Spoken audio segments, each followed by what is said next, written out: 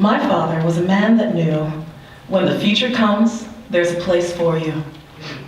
Now, these are the words of Gene Roddenberry, shared with LeVar Burton when upon signing the role of Geordi LaForge, Lieutenant Commander and Chief Engineer of the Starship Enterprise. Now, Geordi lived in a universe where all the problems were neutrino leaks, and that could often be solved with tachyon beams, and like Daddy, understanding the fundamental nature of reality beckoned him.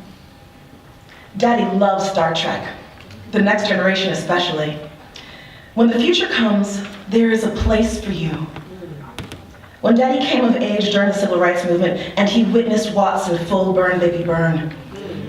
So when presented with Star Trek, my dad would tell me of how he respected the crew's cultural, gender, and species diversity, because he believed in a future built on equality, inclusion, and unity. He liked that each member of the crew was an envoy for the Federation, and he had a unique appreciation for their sacrifice, leaving the families on their homeworld, never to see them at the same age again. Federation cadets would return to find their families decades older or long departed of this mortal coil. Now, it has to do with the time disparity of traveling at the speed of light and the entropic ever-expansion of the universe, and that's a different conversation, but my daddy had that conversation with me. And he loved Star Trek. He saw himself in those Federation cadets.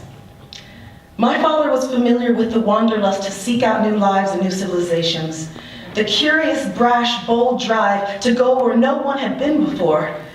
He respected their public service. He identified with much of their ethics, and most of all, he'd commiserate with their sacrifice. Growing up, my dad was known to leave for days on end and hitchhike to different universities across the country. I've heard him described as a vibrant person, a vital man, a lover of life. Like his brown siblings, he could make friends of complete strangers, connecting and conversing with folks from all walks of life. No matter how far he'd roam, his parents and his siblings were always there, ready to love him when he got home. His wanderlust and thirst for knowledge took him farther. He joined the Foreign Service, and his stints away grew more prolonged, but it mattered not, because each sibling reunion, at each one, everyone may be a bit older, but the love shared between them was just the same. These were Emuel and May Lois's children, and distance alone could not tear them asunder. Now, Daddy was also a collector. It soothed him. Many of us first knew him as a panopictographist, and it brought him great pride and joy to own a diverse collection of comic books, which is why it broke his heart when Grandma threw it all away when he went to Vassar. Right. Now, I find that Daddy's collections were a nostalgic keystone to portions of his character. He was a collector of library cards, business cards, ID cards, military Challenger medallions, matchbooks, and a large variety of memorabilia. However, it was his collection of art that brought him pleasure and appreciation on several levels. Yes, he appreciated the grain of carved wood and the vibrance of watercolors on pastels. Yes, he gravitated towards movement and curvature of the bodily form, while also falling for hand-woven textiles of provincial African landscapes. His art was also more than that. His acquisitions were an icebreaker, bridging the gap to an immediate connection with every guest that entered his home. By presenting his possessions, he could bond with others about their common creative interests, their divergent travels, and the wayward adventures of their inquisitive minds. Our father was also a collector of intangible things. With each new country he added to the list, he'd gather his confidence and collected new experiences and new opinions. Raymond was a collector of wisdom and witticisms, music and recipes, a cracker of jokes, a slanger of quips. He was a collector of words. My father was a curator of quality. Primarily, Daddy was a collector of knowledge. He was the fastidious architect of an expansive memory palace. He'd construct his understanding of the world around him, one factual brick at a time. His effusive sharing of knowledge was one of the many ways that he expressed his love. He was a boy from Watts, and he was continually giving away the crib sheets to his success. And like a gift, he would unwrap his knowledge and tell you everything that he knew. You could ask him about anything, and he would rarely ever say, "I don't know." But if he did, he'd come and find you the next morning. He would source his facts and vocabulary from the never-ending rotation of books in his possession. There were so many books. There were books for the coffee table, for the car, for the bathroom, books on science fiction, on politics and culture, lectures on economics, books on travel, ethics, and public speaking, books on the future and books on the past. He collected books to identify his place in the world, and he used those same books to learn how he might change it. Reading Raymond's resume, it can be difficult to grasp just what he became. He traveled the world and gave back by educating anyone willing to listen. He helped end coups d'etats, resolve civil wars, gain the respect of generals, presidents, and kings. He worked with congressmen, ambassadors, prime ministers, refugees, athletes, artisans, influencers of all esteems. Raymond was there collecting their cards, sharing his knowledge, and standing tall in the room where it happens. He'd advocate for the rights of women, ethnic minorities, homosexuals, and the disabled. Unabashedly himself, this young gifted black man would never stop earning his right to be in attendance because he knew that when the future came, there was a place for him. With aplomb, he'd enter formal functions. Though he'd be surrounded by suits and bow ties, he would drape himself in the bold patterns and colors of his African heritage. Whether he was recounting a book he'd read or briefing a diplomatic contingent of dignitaries, with humble consideration, he'd plant the seeds of positive change in every interaction. He'd leave every country knowing it was better than how he'd found it.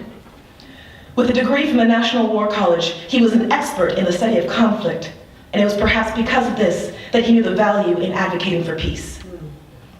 He was a believer in cooperation because he knew that it takes a village. There was a time when he'd watch me struggle as I tried to reason with my purpose, my why, bending my brain around my career path as I tried to find myself on the cluttered page of the Where's Waldo journey of my existence. Who was me and what was mine and where was home were questions that plagued me. He taught me young that there were creatures that thrive best in community. And the one thing that I could always take ownership of was my progress. He raised and inspired a gritty resilience in each of us. It is the drive and desire to achieve that grants the daring of heart opportunity. He challenged me to be more than I was and adapt to life's tumultuous changes with grace. At which point he'd remind you that life is an aggregate of the small choices that you make, At which point he would remind you that life is an aggregate of the many small choices that you make with the time that you've got. It is what you do that makes the difference. And the only way to be ready is to get ready. My father, seeing that I still didn't quite get it, he would lean in close and he would share with me a lifelong secret. Now, he told me that everyone has access to the same 6 jokes. There's only 6. And so it's not the joke, but it's how you do it. It's the way you tell it. No one can ever take that away from you. It is the essence of you that is unforgettable. And my daddy's not telling jokes no more. And I feel so very fortunate that I still have my uncles. There are no more stories, no parties, and no more book reviews, and that's okay, but still it is the essence of Raymond that I will miss the most. His vibrance, his verve, the spiral-thinking Trekkie collector that discreetly changed the world. I've never met a man like that, and I will be doubly blessed in the event that I do.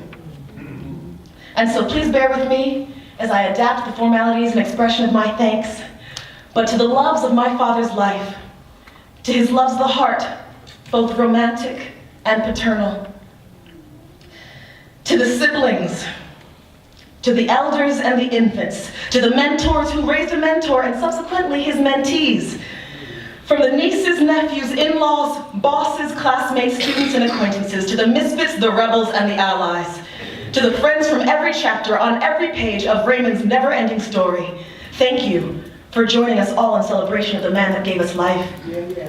Thank you for your care, and most of all, thank you for loving him. To know him was to love him. To love him is to miss him, and missing him means that we'll never be the same. But we mustn't forget that we remain, and we can celebrate our love in his name. So I stand here in ardent exultation of the Dr. Raymond Lewis Brown.